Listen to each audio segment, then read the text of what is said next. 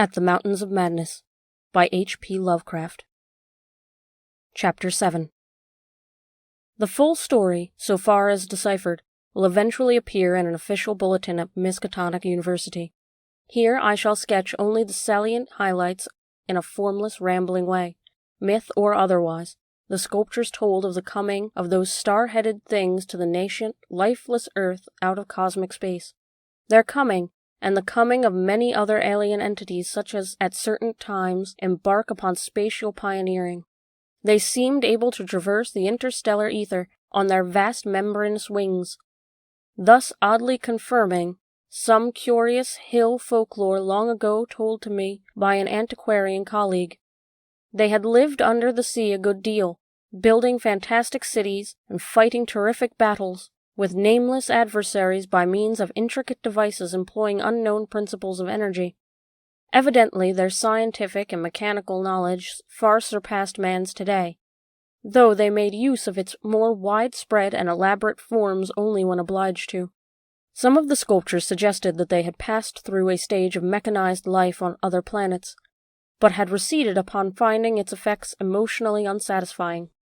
Their preternatural toughness of organization and simplicity of natural wants made them peculiarly able to live on a high plane without the more specialized fruits of artificial manufacture, and even without garments, except for occasional protection against the elements.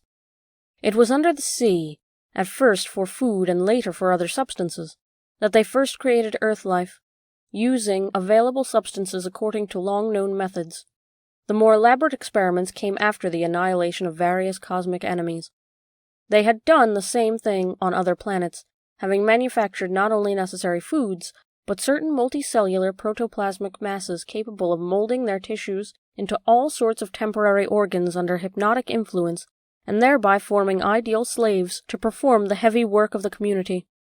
These viscous masses were without a doubt what Abdul al-Zared whispered about as the Shaggoths in his frightful Necronomicon, though even that mad Arab had not hinted that any existed on Earth, except in the dreams of those who had chewed a certain alkaloidal herb. When the star-headed Old Ones on this planet had synthesized their simple food forms and bred a good supply of Shaggoths, they allowed other cell groups to develop into other forms of animal and vegetable life for sundry purposes, extirpating any whose presence became troublesome. With the aid of the Shaggoths, whose expansions could be made to lift prodigious weights, the small, low cities under the sea grew to vast and imposing labyrinths of stone, not unlike those which later rose on land. Indeed, the highly adaptable Old Ones had lived much on land in other parts of the universe, and probably retained many traditions of land construction. As we studied the architecture of all these sculptured Paleogean cities, including those whose aeon-dead corridors we were even then traversing, we were impressed by a curious coincidence which we have not yet tried to explain, even to ourselves. The tops of the buildings, which an actual city around us had, of course, been weathered into shapeless ruins ages ago, were clearly displayed as the bas-reliefs, and showed vast clusters of needle-like spires, delicate finials on certain cone and pyramid apexes, and tiers of thin horizontal scallop discs. This was exactly what we had seen in that monstrous and portentous mirage, cast by a dead city whence such skyline features had been absent for thousands and tens of thousands of years, which loomed on our ignorant eyes across the unfathomed mountains of madness as we first approached poor Lake's ill-fated camp. Of the life of the Old Ones, both under the sea and after part of them migrated to land, volumes could be written. Those in shallow water had continued the fullest use of their eyes at the ends of their 5 main head tentacles, and had practiced the arts of sculpture and of writing in quite the usual way, the writing accomplished with a stylus on waterproof waxen surfaces. Those lower down in the ocean depths, though they used a curious phosphorescent organism to furnish light, pieced out their vision with obscure special senses operating through the prismatic cilia on their heads, senses which rendered all the Old Ones partly independent of light in emergencies. Their forms of sculpture and writing had changed curiously during the descent, embodying certain apparently chemical coating processes, probably to secure phosphorescence, which the bas-reliefs could not make clear to us. The beings moved in the sea partly by swimming, using the lateral crinoid arms, and partly by wriggling with the lower tier of tentacles containing the pseudofeet. Occasionally they accomplished long swoops with the auxiliary use of 2 or more sets of their fan-like folding wings. On land they locally used pseudofeet, but now and then flew to great heights or over long distances with their wings. The many slender tentacles into which the crinoid arms branched were infinitely delicate, flexible, strong, and accurate in muscular nervous coordination, ensuring the utmost skill and dexterity in all artistic and other manual operations. The toughness of the things were almost incredible. Even the terrific pressure of the deepest sea bottoms appeared powerless to harm them. Very few seemed to die at all except by violence, and their burial places were very limited. The fact that they covered their vertically inhumed dead with 5-pointed inscribed mounds set up thoughts in Danforth and me which made a fresh pause and recuperation necessary after the sculptures revealed it. The beings multiplied by means of spores, like vegetable pteridophytes, as Lake had suspected, but, owing to their prodigious toughness and longevity, and consequent lack of replacement needs, they did not encourage the large-scale developments of new prothalia except when they had new regions to colonize. The young matured swiftly, and received an education evidently beyond any standard we can imagine. The prevailing intellectual and aesthetic life was highly evolved, and produced a tenaciously enduring set of customs and institutions which I shall describe more fully in my coming monograph. These varied slightly according to land and sea residence, but had the same foundations and essentials. Though able, like vegetables, to derive nourishment from inorganic substances, they vastly preferred organic and especially animal food. They ate uncooked marine life under the sea, but cooked their viands on land. They hunted game and raised meat herds, slaughtering with sharp weapons whose odd marks on certain fossil bones our expedition had noted. They resisted all ordinary temperatures marvelously, and in their natural state could live in water down to freezing. When the great chill of the Pleistocene drew on, however, nearly 1,000,000 years ago, the land-dwellers had to resort to special measures, including artificial heating, until at last the deadly cold appears to have driven them back into the sea. For their prehistoric flights through cosmic space, legend said, they absorbed certain chemicals and became almost independent of eating, breathing, or heat conditions. But by the time of the Great Cold, they had lost track of the method. In any case, they could not have prolonged the artificial state indefinitely without harm. Being non-pairing and semi-vegetative in structure, the old ones had no biological basis of the family phase of mammal life, but seemed to organize large households on the principle of comfort, space, utility, and, as we deduced from the pictured occupations and diversions of co-dwellers, congenial mental association. In furnishing their homes, they kept everything in the center of the huge rooms, leaving all the wall spaces free for decorative treatment. Lighting, in the cases of the land inhabitants, was accomplished by the device probably electrochemical in nature. Both on land and under water they used curious tables, chairs, and couches like cylindrical frames, for they rested and slept upright and with folded-down tentacles, and racks for hinged sets of dotted surfaces forming their books. Government was evidently complex and probably socialistic, though no certainties in this regard could be deduced from the sculptures we saw. There was extensive commerce, both local and between different cities, certain small flat counters 5-pointed and inscribed, serving as money. Probably the smaller of the various greenish soapstones found by our expedition were pieces of such currency. Though the culture was mainly urban, some agriculture and much stock-raising existed. Mining and a limited quantity of manufacturing were also practiced. Travel was very frequent, but permanent migration seemed relatively rare except for the vast colonizing movements by which the race expanded. For personal locomotion no external aid was used, since in land, air, and water, movement alike the old ones seemed to possess excessively vast capacities for speed. Loads, however, were drawn by beasts of burden, shoggoths under the sea, and a curious variety of primitive vertebrates in the later years of land existence. The vertebrates, as well as an infinity of other life forms, animal, vegetable, marine, terrestrial, and aerial, were the products of unguided evolution acting on life cells made by the old ones, but escaping beyond their radius of attention. They had been suffered to develop unchecked because they had not come in conflict with the dominant beings.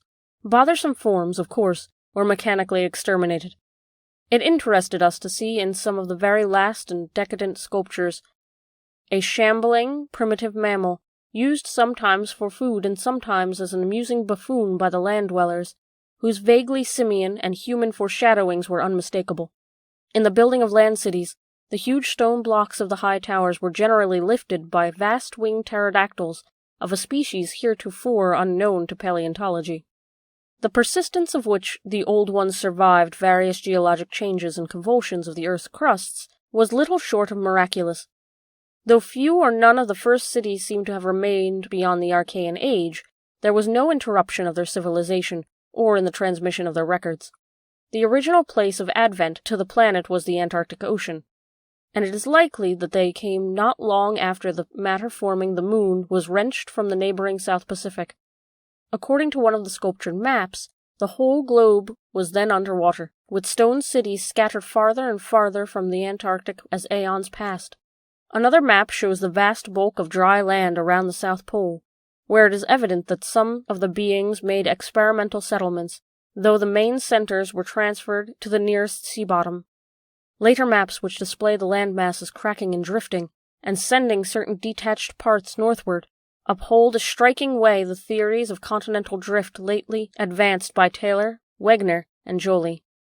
With the upheaval of new land in the South Pacific, tremendous events began. Some of the marine cities were hopelessly shattered, yet that was not the worst misfortune. Another race, a land race, of beings shaped like octopi, and probably corresponding to fabulous pre-human spawn of Cthulhu, soon began filtering down the cosmic infinity and precipitated a monstrous war which for a time drove the old ones wholly back to the sea, a colossal blow in view of the increasing land settlements. Later peace was made, and the new lands were given to the Cthulhu spawn, whilst the old ones held the sea and the older lands. New land cities were founded, the greatest of them in the Antarctic, for this region with first arrival was sacred. From then on, as before, the Antarctic remained the center of the old one's civilization, and all the cities built there by the Cthulhu spawn were blotted out. Then suddenly the lands of the Pacific sank again, taking with them the frightful stone city of R'lyeh, and all the cosmic octopi, so that the old ones were again supreme on the planet except for one shadowy fear about which they did not like to speak. At a rather later age their cities dotted all the land and water areas of the globe. Hence the recommendation in my coming monograph that some archaeologist make systematic borings with Peabody's type of apparatus in certain widely separated regions. The steady trend down the ages was from water to land, a movement encouraged by the rise of new land masses, though the ocean was never wholly deserted. Another cause of landward movement was the new difficulty in breeding and managing the shoggoths upon which successful life depended. With the march of time, and the sculptors sadly confessed, the art of creating new life from inorganic matter had been lost, so that the old ones had to depend on the molding of forms already in existence. On land, the great reptiles proved highly tractable, but the shoggoths of the sea, reproducing by fission and acquiring a dangerous degree of accidental intelligence, presented for a time a formidable problem. They had always been controlled through the hypnotic suggestions of the old ones, and had modeled their tough plasticity into various useful temporary limbs and organs, but now their self-modeling powers were sometimes exercised independently, and in various imitative forms of implanted by past suggestion. They had, it seems, developed a semi-stable brain, whose separate and occasional stubborn volition echoed the will of the old ones without always obeying it. Sculptured images of these shoggoths filled Danforth and me with horror and loathing. They were normally shapeless entities, composed of a viscous jelly which looked like an agglutination of bubbles, and each averaged about 15 feet in diameter when a sphere. They had, however, a constantly shifting shape and volume, throwing out temporary developments of forming apparent organs of sight, hearing, and speech in imitation of their masters, either spontaneously or according to suggestion. They seem to have become peculiarly intractable toward the middle of the Permian Age, perhaps 150 million years ago, when a veritable war of resubjugation was waged upon them by the marine old ones. Pictures of this war, and of the headless, slime-coated fashion in which the shoggoths typically left their slain victims, held a marvelously fearsome quality, despite the intervening abyss of untold ages. The Old Ones had used curious weapons of molecular and atomic disturbances against the rebel entities, and in the end had achieved a complete victory. Thereafter the sculptures showed a period in which the Shoggoths were tamed and broken by armed Old Ones as the wild horses of the American West were tamed by cowboys. Though during the rebellion the Shoggoths had shown the ability to live out of water, this transition was not encouraged, since their usefulness on land would hardly have been commensurate with the trouble of their management. During the Jurassic Age, the Old Ones met fresh adversity in the form of a new invasion from outer space, this time by half-fungus, half-crustacean creatures undoubtedly the same as those figuring in certain whispered hill legends of the north, and remembered in the Himalayas as the Mi-Go, or abominable snowmen. To fight these beings the Old One attempted, for the first time since the Tureen event, to sally forth again into the planetary ether, but, despite all traditional preparations, found it no longer possible to leave the Earth's atmosphere. Whatever the old secret of the interstellar travel had been, it was now definitely lost to the race, and in the end the Mi-Go drove the Old Ones out of all the northern lands, though they were powerless to disturb those in the sea. Little by little, the snow retreat of the elder race to their original Antarctic habitat was beginning. It was curious to note from the pictured battles that both Cthulhu's spawn and the Mi-Go seemed to have been composed of matter more widely different than was the substance of the Old Ones. They were able to undergo transformations and reintegrations impossible for their adversaries, and seem therefore to have originally come from even remoter gulfs of the cosmic space. The Old Ones, but for their abnormal toughness and peculiar vital properties, were strictly material, and must have had their absolute origin within the known space-time continuum, whereas the first sources of the other beings can only be guessed at with bated breath. All this, of course, assuming that the non-terrestrial linkages and the anomalies ascribed to the invading foes are not pure mythology. Conceivably, the Old Ones might have invented a cosmic framework to account for their occasional defeats, since historical interest and pride obviously formed their chief psychological element. It is significant that their annals failed to mention any advanced and potent races of beings whose mighty cultures and towering cities figure persistently in certain obscure legends. The changing state of the world through long geologic ages appeared with startling vividness in many of the sculptured maps and scenes. In certain cases, existing science will require revision, while in other cases its bold deductions were magnificently confirmed. As I have said, the hypothesis of Taylor, Wegener, and Joly that all continents are fragments of an original Antarctic landmass which cracked the centrifugal force and drifted apart over a technically viscous lower surface, a hypothesis suggested by such things as the complementary outlines of Africa and South America, and the way the great mountain chains are rolled and shoved up, received striking support from this uncanny source. Maps evidently showing the Carboniferous world of 100 million or more years ago displayed significant rifts and chasms destined later to separate Africa from the once continuous realm of Europe, then the Volusia of primal legend, Asia, the Americans, and the Antarctic continent. Other charts, and most significantly one in connection with the profounding 50 million years ago of the vast dead city around us, showed all the present continents were well differentiated. And in the latest discoverable specimen, dating perhaps from the Pliocene age, the approximate world of today appeared quite clearly despite the linkage of Alaska with Siberia, of North America with Europe through Greenland, and of South America with the Antarctic continent through the Graham Land. In the Carboniferous map, the whole ocean globe, floor, and rifted land mass alike bore symbols of the Old Ones' vast stone cities. But in the later charts, gradual recession towards the Antarctic became very plain. The final Pliocene specimen showed no land cities except on the Antarctic continent and on the tip of South America, nor any ocean cities north of the 15th parallel of south latitude. Knowledge and interest in the northern world, save for a study of coastlines probably made during the long exploration flights on those fan-like membranous wings, had evidently declined to zero among the Old Ones. Destruction of cities, through the upthrust of mountains and centrifugal rending of continents, the seismic convulsions of land or sea bottom, and other natural causes, was a matter of common record, and it was curious to observe how fewer and fewer replacements were made as the ages wore on. The vast dead megalopolis that yawned around us seemed to be the last general center of the race. built early in the Cretaceous period after a titanic earth buckling had obliterated a still vaster predecessor not far distant. It appeared that this general region was the most sacred spot of all, where reputedly the first old ones had settled on a primal sea bottom.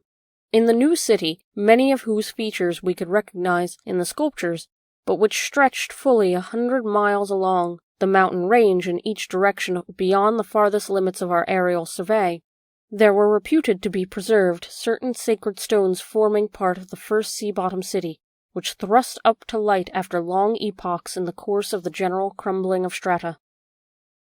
Chapter 8.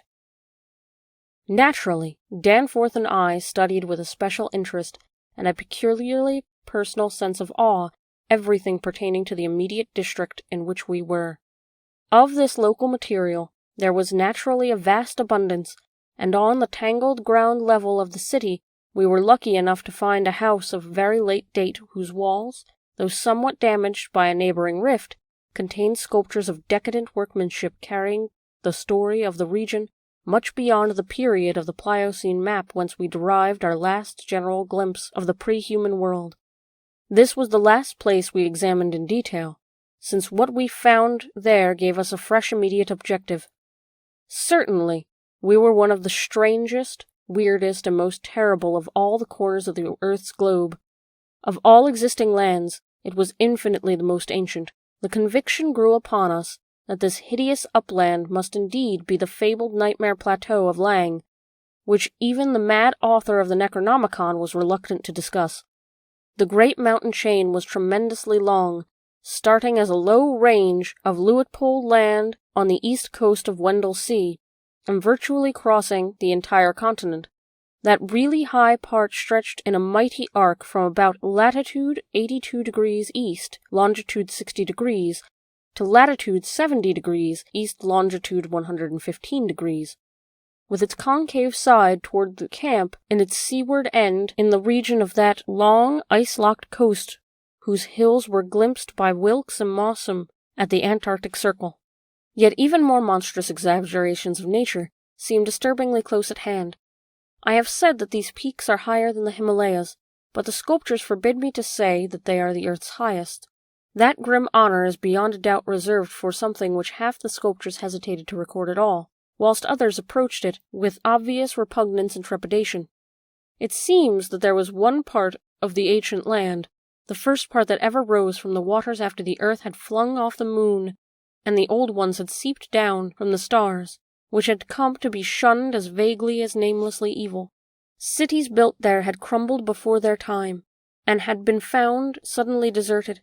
Then, when the first great earth-buckling had convulsed the region of the Comanchean age, a frightful line of peaks had shot suddenly up amidst the most appalling din of chaos, and earth had received her loftiest and most terrible mountains. If the scale of the carvings was correct, these abhorred things must have been much over 40,000 feet high, radically vaster than even the shocking mountains of madness we had crossed. They extended, it appeared, from about latitude 77 degrees, east longitude 70 degrees, to latitude 70 degrees, east longitude 100 degrees.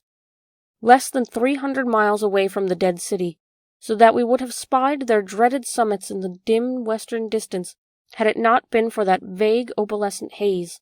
Their northern end must likewise be visible from the long Antarctic Circle coastline at Queen Mary Land. Some of the old ones, in the decadent days, had made strange prayers to those mountains, but none ever went near them or dared to guess what lay beyond. No human eye had ever seen them, and as I studied the emotions conveyed in the carvings, I prayed that none ever might. There were protecting hills along the coast beyond them, Queen Mary and the Kaiser Wilhelm lands, and I thank heaven no one has been able to land and climb those hills. I am not as skeptical about the old tales and fears as I used to be, and I do not laugh now at the pre-human sculptor's notion that lighting caused meaningfully now and then at each of the brooding crests, and that an unexplained glow shone from one of those terrible pinnacles all through the long polar night. There may be very real and very monstrous meaning in the old narcotic whispers about Kadath and the Old Waste. But the terrain close at hand was hardly less strange, even if less namelessly accursed. Soon after the founding of the city, the great mountain range became the seat of the principal temples, and many carvings showed what grotesque and fantastic towers had pierced the sky, where now we saw only the curiously clinging cubes and ramparts. In the course of ages the caves had appeared, and had been shaped into adjuncts of the temples. With the advance of still later epochs, all the limestone veins in the region were hollowed out by groundwaters, so that the mountains, the foothills, and the plains below them were a veritable network of connected caverns and galleries. Many graphic sculptures told the explorations deep underground, and of the final discovery of the Stygian sunless sea that lurked at the earth's bowels. This vast nighted gulf had undoubtedly been worn by the great river which flowed down from the nameless and horrible westward mountains, and which had formerly turned at the base of the Old One's range, and flowed beside that chain into the Indian Ocean between Bud and Totten lands on Wilkes coastline. Little by little it had eaten away the limestone hill base at its turning, till at last its sapping currents reached the caverns on the ground waters and joined with them in digging a deeper abyss. Finally its whole bulk emptied into the hollow hills, and left the old bed towards the ocean dry.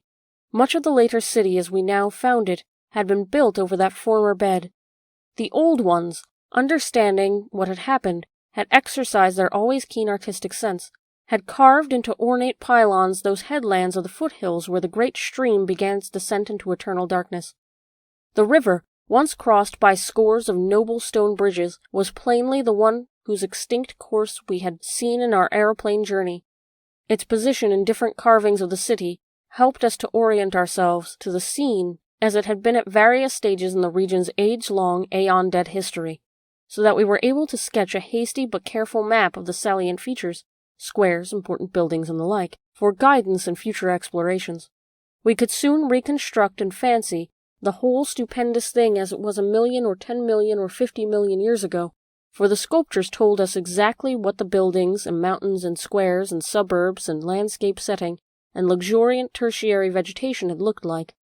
It must have had a marvelous and mystic beauty, and as I thought of it, I almost forgot the clammy sense of sinister oppression with which the cities in human age and massiveness and deadness and remoteness and glacial twilight had choked and weighed on my spirit. Yet according to certain carvings, the denizens of that city had themselves known the clutch of oppressive terror, for there was a somber and recurrent type of scene in which the Old Ones were shown in the act of recoiling affrightedly from some object, never allowed to appear in the design, found in the great river and indicated as having been washed down through waving, vine-draped cycad forests from those horrible westward mountains. It was only in the one late-built house with the decadent carvings that we obtained any foreshadowing of the final calamity leading to the city's desertion. Undoubtedly there must have been many sculptures of the same age elsewhere, even allowing for the slackened energies and aspirations of a stressful and uncertain period. Indeed, very certain evidence of the existence of others came to us shortly afterward. But this was the first and only set we had directly encountered. We meant to look farther later on, but as I have said, immediate conditions dictated another present objective. There would, though, have been a limit, for after all hope of a long future occupancy of the land had perished among the Old Ones, there could not but have been a complete cessation of mural destruction. The ultimate blow, of course, was the coming of the great cold, which once held most of the earth in thrall, which has never departed from the ill-fated poles, the great cold that, at the world's other extremity, put an end to the fabled lands of Lomar and Hyperborea.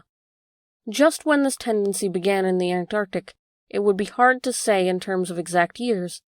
Nowadays we set the beginning of the general glacial periods at a distance of about 500,000 years from present, but at the poles the terrible scourge must have commenced much earlier.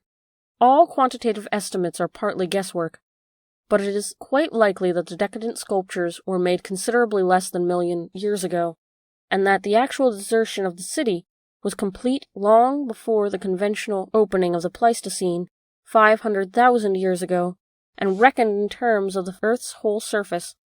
In the decadent sculptures there were signs of thinner vegetation everywhere, and of the decreased country life on the part of the Old Ones. Heating devices were shown in the houses, and winter travelers were represented as muffled in protective fabrics. Then we saw a series of car touches, the continuous band arrangement being frequently interrupted in these late carvings, depicting a constantly growing migration to the nearest refuges of greater warmth, some fleeing to cities under the sea off the faraway coast, and some clambering down through networks of limestone caverns in the hollow hills to the neighboring black abyss of subterranean waters. In the end, it seems to have been the neighboring abyss which received the greatest colonization. This was partly due, no doubt, to the traditional sacredness of this special region, but may have been more conclusively determined by the opportunities it gave for continuing the use of the great temples on the honeycombed mountains, and for retaining the vast land city as a place of summer residence and base of communication with various minds. The linkage of old and new abodes was made more effective by means of several gratings and improvements along the connecting routes, including those chiseling of numerous direct tunnels from ancient metropolis to the black abyss, sharply down-pointed tunnels whose mouths we carefully drew, according to our most thoughtful estimates, on the guide map we were compiling. It was obvious at least 2 of these tunnels lay within a reasonable exploring distance of where we were, both being on the mountainward edge of the city, one less than a quarter of a mile towards the ancient river course, and the other perhaps twice that distance in the opposite direction. The abyss, it seems, had shelving shores of dry land at certain places, but the old ones built their new city under water, no doubt because its greater certainty of uniform warmth. The depth of the hidden sea appears to have been very great, so that the earth's internal heat could ensure its habitability for an indefinite period. The beings seem to have had no trouble in adapting themselves to part-time, and eventually, of course, whole-time residence underwater, since many had never allowed their gill systems to atrophy. There were many sculptures which showed how they had always frequently visited their submarine kinsfolk elsewhere, and how they had habitually bathed on the deep bottom of their great river. The darkness of the inner earth could likewise have been no deterrent to a race accustomed to long Antarctic nights. Decadent though their style undoubtedly was, these latest carvings had a truly epic quality, where they told of the building of the new city in the cavern sea. The old ones had gone about it scientifically, quarrying insoluble rocks from the heart of the honeycombed mountains, and employing expert workers from the nearest submarine city to perform the construction according to the best methods. These workers brought with them all that was necessary to establish the new venture: Shoggoth tissue from which to breed stone lifters and subsequent beasts of burden for the cavern city, and other protoplasmic matter to mold into phosphorescent organisms for lighting purposes. At last a mighty metropolis rose on the bottom of the Stygian Sea, its architecture much like that of the city above, and its workmanship displaying relatively little decadence because of the precise mathematical element inherent in building operations. The newly bred Shoggoths grew to enormous size and singular intelligence, and were represented as taking and executing orders with marvelous quickness. They seemed to converse with the old ones by mimicking their voices, a sort of musical piping over a wide range, if poor Lake's dissection had indicated aright, and to work more from spoken commands than from hypnotic suggestions as in earlier times. They were, however, kept in admirable control. The phosphorescent organisms supplied light with vast effectiveness, and doubtless atoned for the loss of familiar polar auroras of the outer world night. Art and decoration were pursued, though of course with certain decadence. The old ones seemed to realize this falling off themselves, and in many cases anticipated the policy of Constantine the Great by transplanting especially fine blocks of ancient carving from their land city, just as the emperor, in a similar age of decline, stripped Greece and Asia of their finest art to give his new Byzantine capital greater splendors than its own people could create. That the transfer of sculptured blocks had not been more extensive was doubtless owing to the fact that the land city was not at first wholly abandoned. By the time the total abandonment did occur, and it surely must have occurred before the polar Pleistocene was far advanced, the old ones had perhaps become satisfied with their decadent art, or had ceased to recognize the superior merit of the older carvings. At any rate, the aeon-silent ruins around us had certainly undergone no wholesale sculptural denudation, though all the best separate statues, like other movables, had been taken away. The decadent car-touches and dados telling the story were, as I have said, the latest we could find in our limited search. They left us a picture of the old ones shuttling back and forth betwixt the land city in summer and the sea cavern city in winter, and sometimes trading with the sea-bottom cities off the Antarctic coast. By this time the ultimate doom of the land city must have been recognized, for the sculptures showed many signs of the cold's malign encroachments. Vegetation was declining, and the terrible snows of the winter no longer melted completely even in midsummer. The sawn and livestock were nearly all dead, and the mammals were standing it none too well. To keep on with the work of the upper world, it had become necessary to adapt to the amorphous and curiously cold-resistant Chagos to land life, a thing the old ones had formerly been reluctant to do. The great river was now lifeless, and the upper sea had lost most of its denizens except for the seals and whales. All the birds had flown away, save only the great grotesque penguins. What had happened afterward we can only guess. How long had the new sea cavern city survived? Was it still down there, a stony corpse in eternal blackness? Had the subterranean waters frozen at last? To what fate had the ocean-bottom cities of the outer world been delivered? Had any of the old ones shifted north ahead of the creeping ice cap? Existing geology shows no trace of their presence. Had the frightful Migo been still a menace in the underland world of the north? Could one be sure of what might or might not linger, even to this day, in the lightless and unplumbed abysses of the earth's deepest waters? Those things had seemingly been able to withstand any amount of pressure, and men of the sea had fished up curious objects at times. And has the killer whale theory really explained the savage and mysterious scars on the Antarctic seals noticed a generation ago by Borchgrevink? The specimens found by Poor Lake did not enter into these guesses, for their geologic setting proved them to have lived at what must have been a very early date in the land city's history. They were, according to their location, certainly not less than 30 million years old, and we reflected that in their day the sea cavern city, and indeed the cavern itself, had had no existence. They would have remembered the older scene, with lush tertiary vegetation everywhere, a younger land city of flourishing arts around them, and a great river sweeping northward along the base of the mighty mountains towards a faraway tropic ocean. And yet we could not help thinking about these specimens, especially about the 8 perfect ones that were missing from Lake's hideously ravaged camp. There was something abnormal about the whole business, the strange things we had tried so hard to lay to somebody's madness, those frightful graves, the amount of nature of the missing material, Gedney, the unearthly toughness of those archaic monstrosities, and the queer vital freaks the sculptures now showed the race to have. Danforth and I had seen a great deal in the last few hours, and we were prepared to believe and keep silent about many appalling and incredible secrets of primal nature. Chapter 9. I have said that our study of the decadent sculptures brought about a change in our immediate objective. This, of course, had to do with the chiseled avenues of the black inner world, of whose existence we had not known before, but which we were now eager to find and traverse. From the evident scale of the carvings we deduced that a steeply descending walk of about a mile through either the neighboring tunnels would bring us to the brink of the dizzy, sunless cliffs about the great abyss, down whose sides paths, improved by the old ones, led to the rocky shore of the hidden and nighted ocean. To behold of this fabulous gulf in stark reality was a lure which seemed impossible of resistance once we knew of the thing.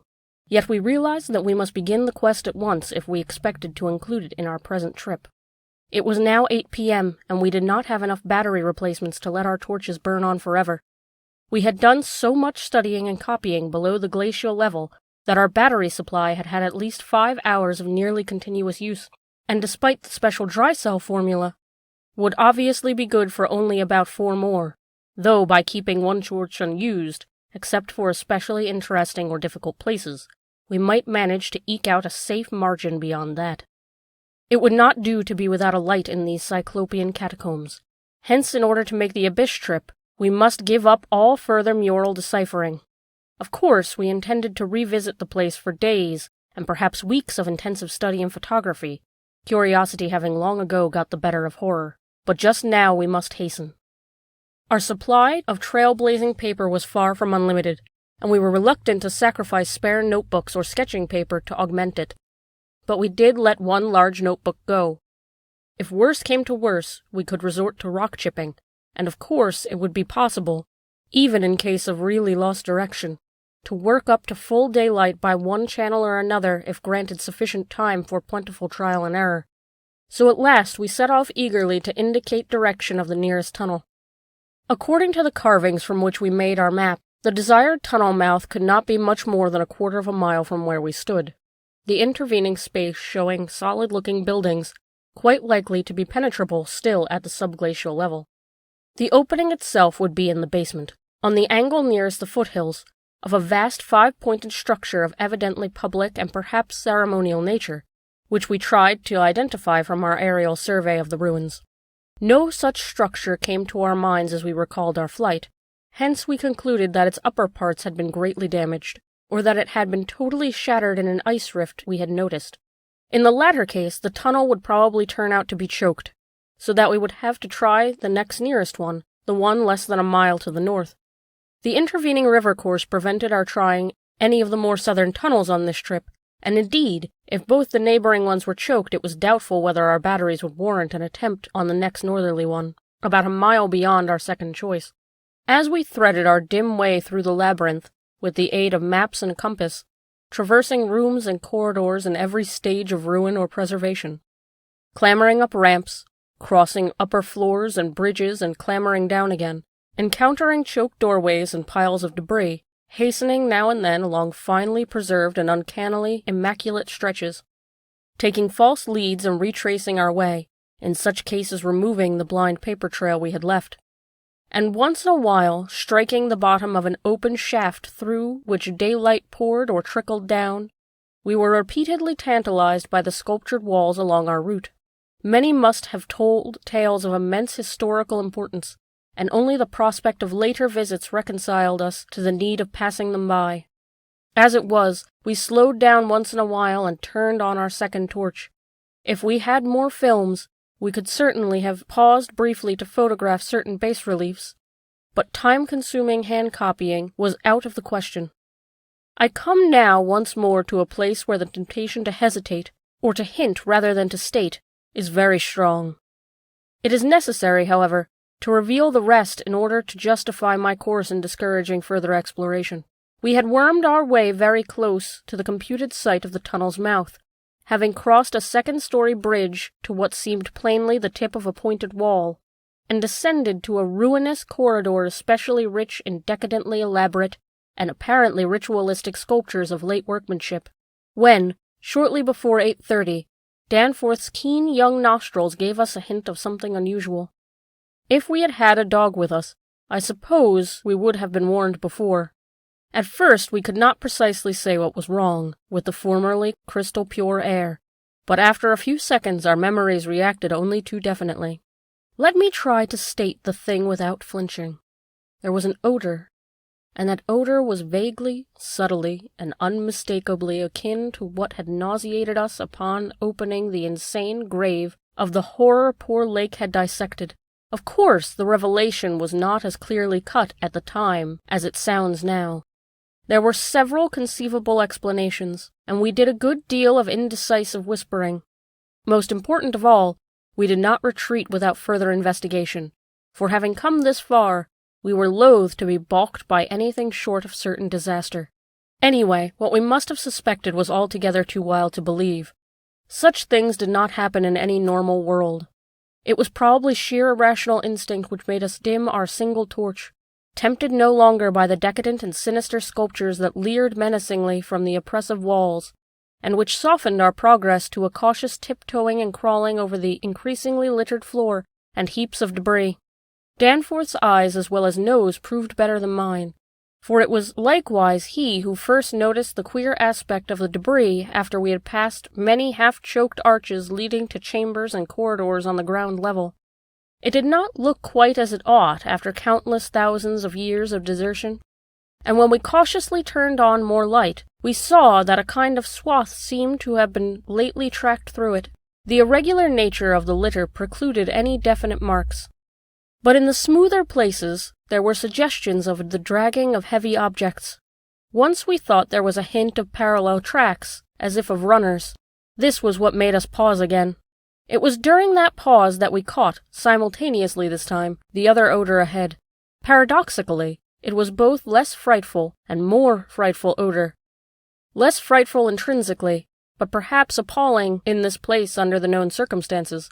Unless, of course, Gedney, for the odor was the plain and familiar one of common petrol, everyday gasoline.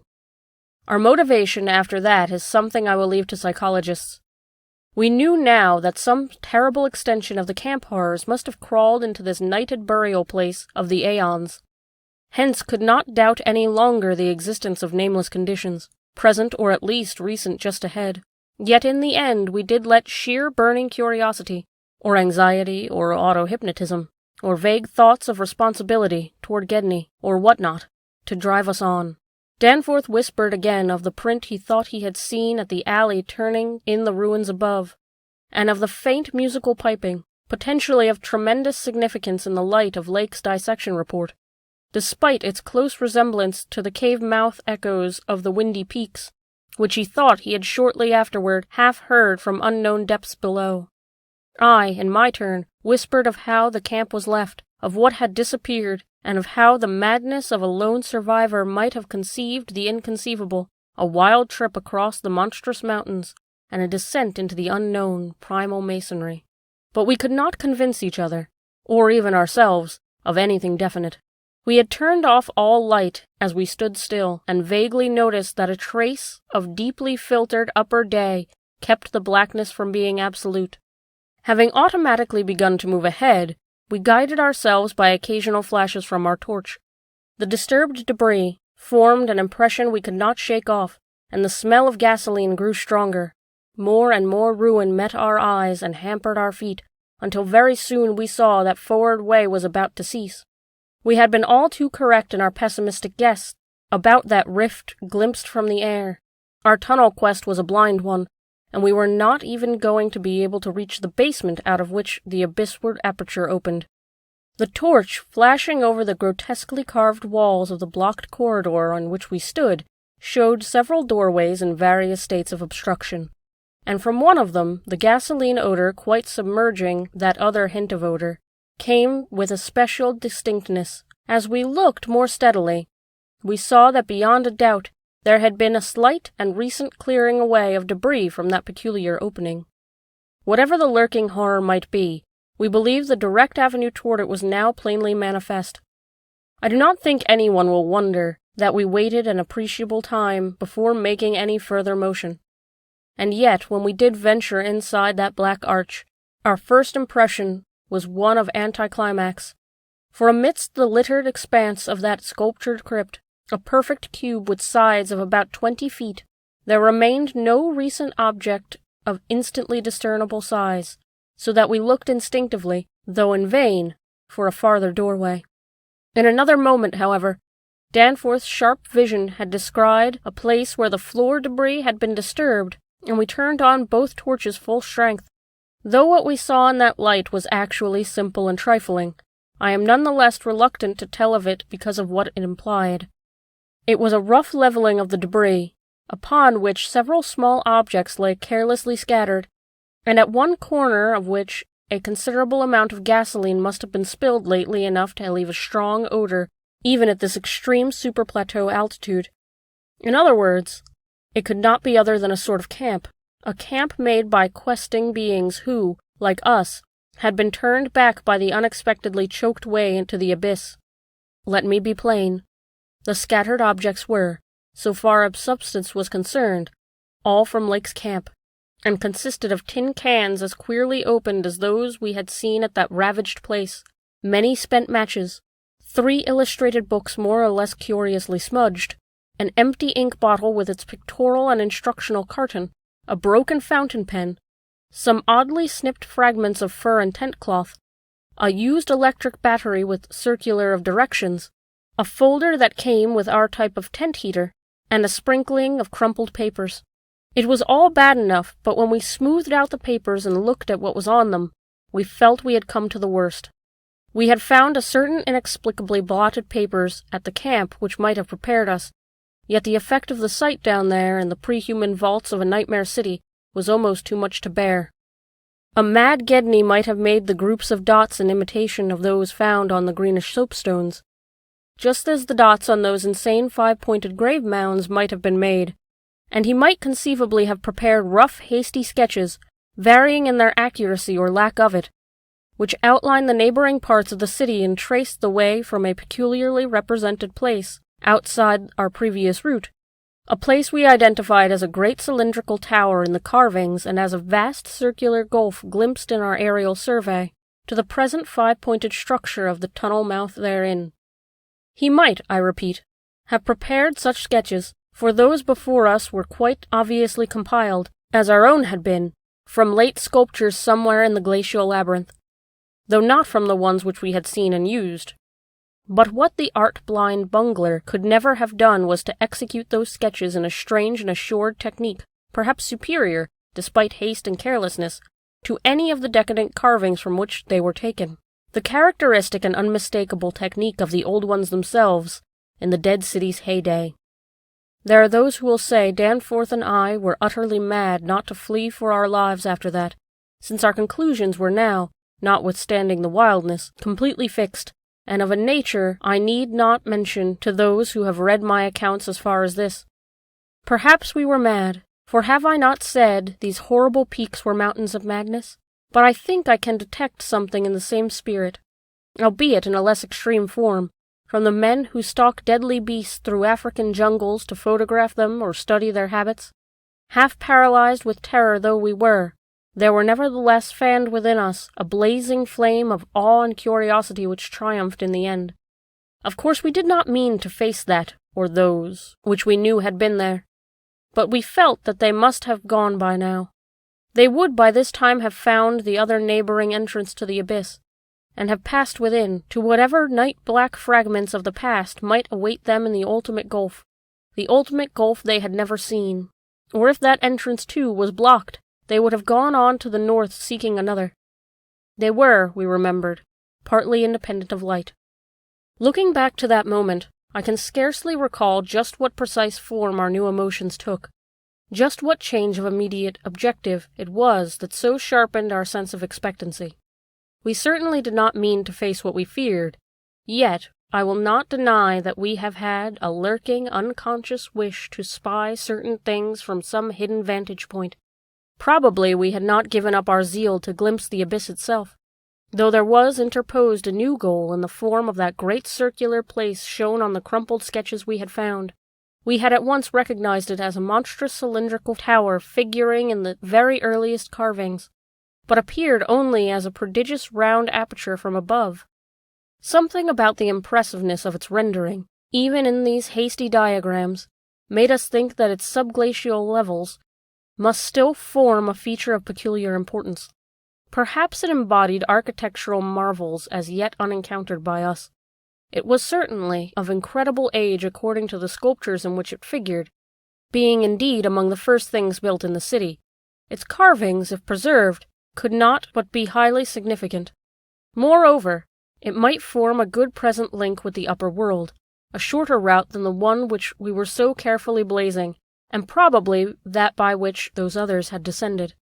At any rate, the thing we did was to study the terrible sketches, which quite perfectly confirmed our own, and start back over the indicated course to the circular place, the course which our nameless predecessors must have traversed twice before us.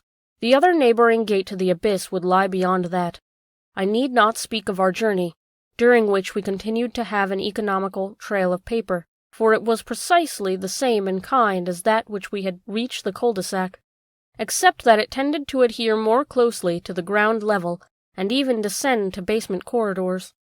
Every now and then we could trace certain disturbing marks in the debris or litter underfoot, and after we had passed outside the radius of the gasoline scent, we were again faintly conscious, spasmodically, and that hideous and more persistent scent. After the way had branched from our former course, we sometimes gave the rays of our single torch a furtive sweep along the walls, noting in almost every case the well-nigh omnipresent sculptures, which indeed seemed to have formed a main aesthetic outlet for the old ones. About 9:30 p.m., while traversing a long vaulted corridor An increasingly glaciated floor seemed somewhat below ground level, and whose roof grew lower as we advanced, we began to see strong daylight ahead, and we were able to turn off our torch. It appeared that we were coming to the vast circular place, and that our distance from the upper air could not be very great. The corridor ended in an arch surprisingly low for the megalithic ruins, but we could see much through it even before we emerged. Beyond there stretched a prodigious round space, fully 200 feet in diameter, strewn with debris and containing many choked archways corresponding to the one we were about to cross. The walls were, in available spaces, boldly sculptured into a spiral band of heroic proportions, and displayed, despite the destructive weathering caused by the openness of the spot, an artistic splendor far beyond anything we had encountered before. The littered floor was quite heavily glaciated, and we fancied that the true bottom lay at a considerably lower depth. But the salient object of the place was the titanic stone ramp which, eluding the archways by a sharp turn outward into the stone floor, wound spirally up the stupendous cylindrical wall like an inside counterpart of those once climbing outside the monstrous towers or ziggurats of antique Babylon. Only the rapidity of our flight, and the perspective which confounded the descent with the towers in our wall, had prevented our noticing this feature from the air, and thus caused us to seek another avenue to the subglacial level. Pabodie might have been able to tell what sort of engineering held it in place, but Danforth and I could merely admire and marvel. We could see stone corbels and pillars here and there, but what we saw seemed inadequate to the function performed. The thing was excellently preserved up to the present top of the tower, a highly remarkable circumstance in its view of its exposure, and its shelter had done much to protect the bizarre and disturbing cosmic sculptures on the walls. As we stepped out into the awesome half-daylight of this monstrous cylinder bottom, 50 million years old, and without doubt the most primally ancient structure ever to meet our eyes, we saw that the ramp traversed side-stretched dizzyingly up to a height of fully 60 feet. This, we recalled from our aerial survey, meant an outside glaciation of some 40 feet, since the yawning gulf we had seen from the plain had been at the top of an approximately 20-foot mound of crumbled masonry, somewhat sheltered for 3/4 of its circumference by the massive curving walls of a line of higher ruins. According to the sculptures, the original tower had stood in the center of an immense circular plaza, and had been perhaps 500 to 600 feet high, with tiers of horizontal discs near the top, and a row of needle-like spires along the upper rim. Most of the masonry had obviously toppled outward rather than inward, a fortunate happening, since otherwise the ramp might have shattered and the whole interior choked. As it was, the ramp showed a sad battering, whilst the choking was such that all the archways at the bottom seemed to have been recently cleared. It took us a moment to conclude that this was indeed the route by which the others had descended, and that this would be the logical route for our own ascent despite the long trail of paper we had left elsewhere. The tower's mouth was no farther from the foothills and our waiting plain than was the terraced building we had entered, and any further subglacial exploration we might make on this trip would lie in this general region. Oddly, we were still thinking about possible later trips, even after all we had seen and guessed. Then, as we picked our way cautiously over the debris of the great floor, there came a sight which for the time excluded all other matters. It was the neatly huddled array of 3 sledges in that farther angle of the ramp's lower and outward projecting course which had hitherto been screened from our view.